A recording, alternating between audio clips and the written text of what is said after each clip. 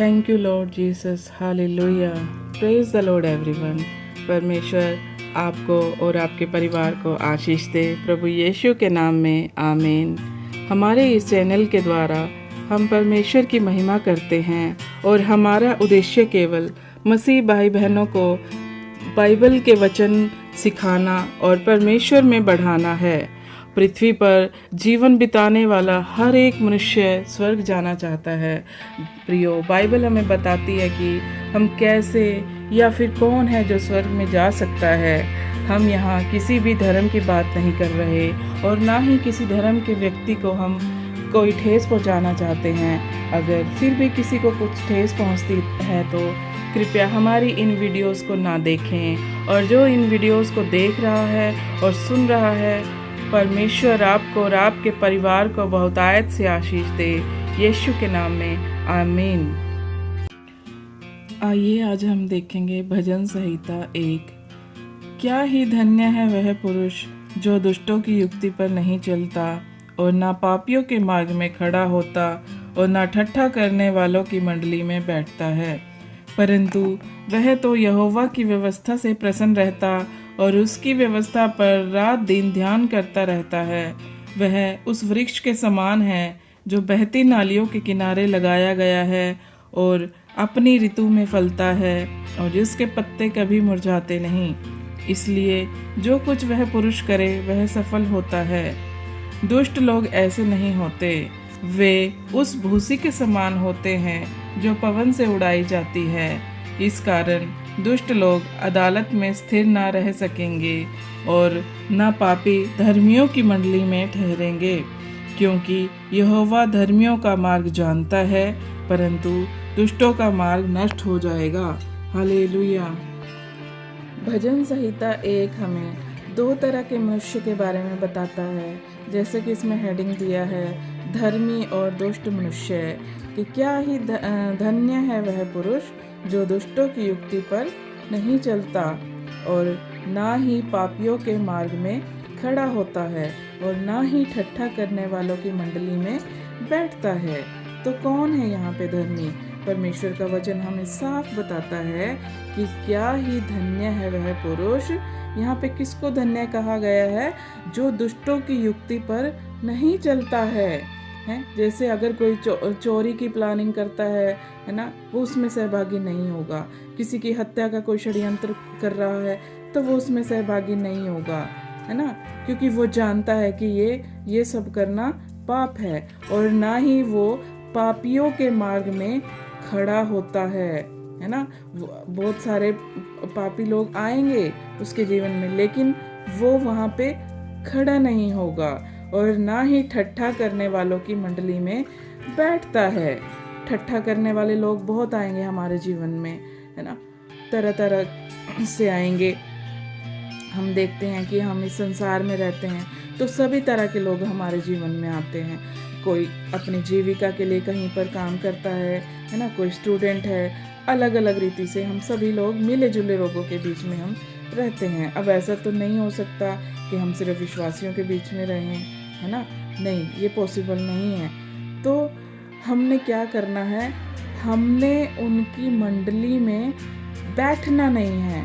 हमने उस मंडली को जान लिया है कि ये किस तरह की मंडली है, उसमें हमने अपना सहभागिता नहीं दिखाना है बैठ के, है ना।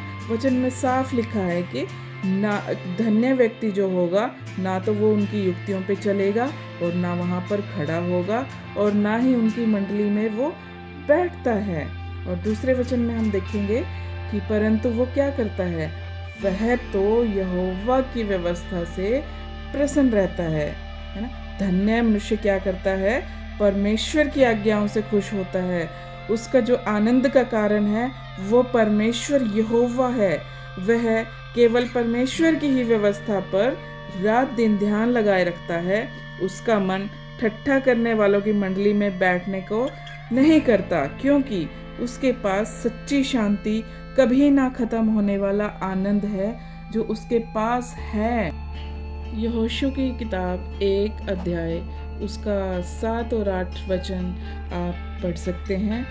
और अभी हम देखेंगे तीसरी आयत अब हम देखते हैं कि वह उस वृक्ष के समान है जो बहती नालियों के किनारे लगाया गया है और अपनी ऋतु में फलता है और जिसके कभी पत्ते मुरझाते नहीं, इसलिए जो कुछ वह पुरुष करे वह सफल होता है। सच में जो व्यक्ति यहोवा परमेश्वर में आनंदित है उसका आनंद कोई भी उससे छीन नहीं सकता, क्योंकि वह तो उस पेड़ के समान है जिसको जो बहती नालियों के किनारे लगाया गया है, जो अपनी ऋतु में फलता है, जिसके पत्ते कभी मुरझाते नहीं। सच में परमेश्वर में बने रहने वाला व्यक्ति कभी भी आशाहीन नहीं हो सकता, और जो वह कुछ भी वह करता है परमेश्वर उसे सफलता देता है।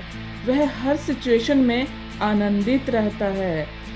चौथी आयत में हम देखते हैं कि दुष्ट मनुष्य के बारे में यहाँ पे दिया है कि दुष्ट लोग ऐसे नहीं होते, वे उस भूसी के समान होते हैं जो पवन से उड़ाई जाती है। और दुष्ट लोग कैसे होते हैं? वो उस भूसी के समान हैं जो पवन से उड़ाई जाती है। उनके जीवन में थोड़ी सी भी अगर समस्या आ जाती है तो उनका आनंद वो पल भर में छीन लेती है। वो जल्दी तिलमिला जाते हैं, वो अपना आपा खो बैठते हैं। और 5वीं आयत में भी हम देखेंगे कि इसी कारण दुष्ट लोग अदालत में स्थिर ना रह सकेंगे और ना पापी धर्मियों की मंडली में ठहरेंगे, है ना। इसी कारण दुष्ट लोग क्या होंगे? अदालत में स्थिर ना रह सकेंगे और ना पापी धर्मियों की मंडली में ठहरेंगे। परमेश्वर का वचन हमें साफ साफ कह रहा है कि जब न्याय के दिन न्याय होगा, जो आज अपना मन कठोर करे हुए हैं, परमेश्वर को ठट्ठों में उड़ा रहे हैं, नाना प्रकार की इंजॉयमेंट उनके जीवन में है और उनकी लाइफ में परमेश्वर के बारे में वो कभी नहीं सुनना चाहते। उनको सिर्फ पैसा, मौज मस्ती, यही उनका जीवन है। प्रियो, परमेश्वर का वचन हमें साफ साफ कह रहा है कि वो भी न्याय के दिन धर्मियों की मंडली में ठहर ना सकेंगे। 6ठी आयत में लिखा है, क्योंकि यहोवा धर्मियों का मार्ग जानता है परंतु दुष्टों का मार्ग नष्ट हो जाएगा। वचन में साफ साफ लिखा है कि क्योंकि यहोवा धर्मियों का मार्ग जानता है। धर्मियों का मार्ग क्या है? धर्मियों का मार्ग है यीशु मसीह, परंतु दुष्टों का मार्ग क्या है? दुष्टों का मार्ग है पाप, है ना। प्रियो, वचन हमें साफ साफ कहता है कि वह नाश किया जाएगा। जो दुष्टों का मार्ग है वह नष्ट किया जाएगा। क्या आप अपने दोस्तों और अपने रिश्तेदारों और अपने परिवार के सदस्यों को नष्ट होने से बचाना चाहते हैं? प्रियो, जब न्याय होगा, है ना, तो हमारा परिवार का कोई भी सदस्य नाश नहीं होना चाहिए, है ना। जो लोग अभी पाप में पड़े हैं, परमेश्वर के बारे में सुनना नहीं चाहते, कुछ लोग तो कहते हैं कि परमेश्वर है ही नहीं, है ना। कुछ लोग पैसे को इतना महत्व देते हैं कि पैसा ही उनके लिए सब कुछ है, वो परमेश्वर के बारे में सुनना भी नहीं चाहते, है ना। प्रियो, जब न्याय होगा तो वहाँ किसी का कोई भी पैसा काम नहीं आएगा। आज ये हमारी जिम्मेवारी बनती है कि हम अपने भाई बहनों, अपने दोस्तों और अपने रिश्तेदारों को नाश होने से बचाएं, है ना। उस अनंत जीवन के बारे में बताएं और प्रभु आपको और आपके परिवार को बहुत बहुत आशीष दे। यीशु के नाम में आमीन।